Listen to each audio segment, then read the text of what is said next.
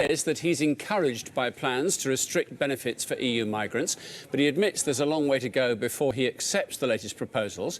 The Prime Minister is attending talks in Brussels, all part of a trip aimed at renegotiating Britain's membership of the European Union. Let's hear from the Prime Minister now. Well, that will depend on what happens in February. If there's a good enough deal on the table that meets all of the concerns the British people have, cutting the bureaucracy, getting out of ever closer union, making sure this is an organisation for those not in the euro, making sure we take the pressure off our borders and we have a system where people have to pay in before they get out, if all of those things are put in place, if the deal's good enough, I'll take it. If it's not, I won't. Fundamentally, this is about cutting immigration numbers. Is any of this going to have any impact on the numbers coming in? Of course it does matter, because at the moment today you can come to Britain, get instant access to our in-work benefit system, which is worth many thousands of pounds to people.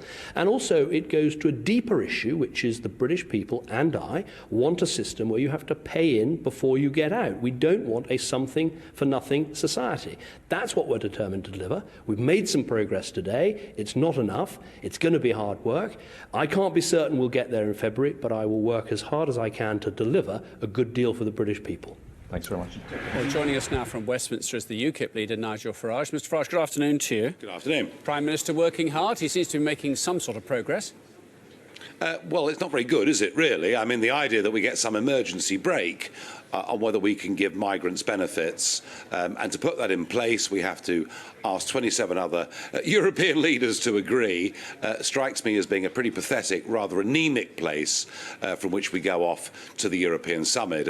But the bigger problem is that the Prime Minister is being utterly disingenuous when he says that migrants come to Britain for benefits. They don't. Migrants come to Britain because the minimum wage in Britain is 9 times that of Romania.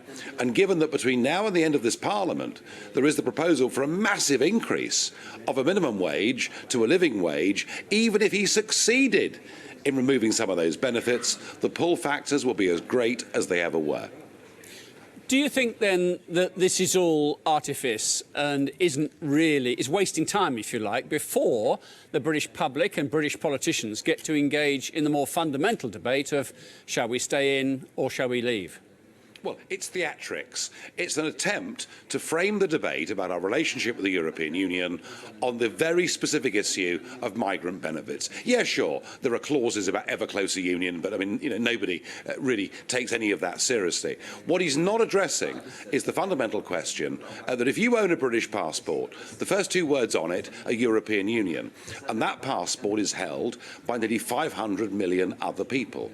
And when we saw those 1,000 young men outside Cologne Station on New Year's Eve, openly, in view, molesting, sexually assaulting women, what we need to understand is within a few short years, they will have German passports and all be able to come to Britain. And the Prime Minister is not even attempting to deal with that.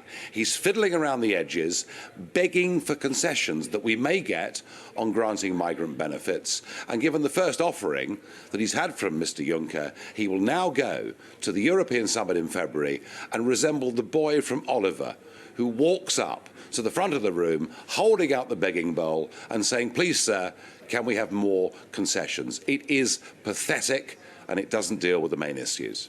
If we can just separate out the should we leave EU referendum, and of course we don't have a timing on that just yet, but on this whole question which has been in the news all this week about migrants, and it's difficult, I know, to try and work out who is a migrant and who isn't. Do you think the UK is being as generous as it could be or should be? Well, last year, 640,000 migrants came to Britain, and even allowing for those that left, net migration into Britain last year ran at 1,000 people every single day. And here we are having a debate about 3,000 children. Frankly, those numbers are irrelevant compared to the open door policy that is being pursued at the moment. And I would say this, any normal human being would sympathise with children in great difficulty, but there is a very real fundamental problem. If we say yes to children who are presumably orphaned, coming in from Greece or from Italy, all we do with a few more months of bad weather to come, is to encourage more people to make that crossing, and that means more people drowning. And I honestly, truthfully think that what we ought to do is say, look, we, above all the other European countries, are paying more money into Syria and elsewhere, and we ought to be careful of our compassion over children actually allowing us to encourage more people to make that dangerous journey. We shouldn't take anybody into Britain as a refugee from this crisis who has already crossed the Mediterranean. Nigel Farage, thank you for your time. Thank you. Now, a reminder, we're going to be talking about Donald Trump shortly.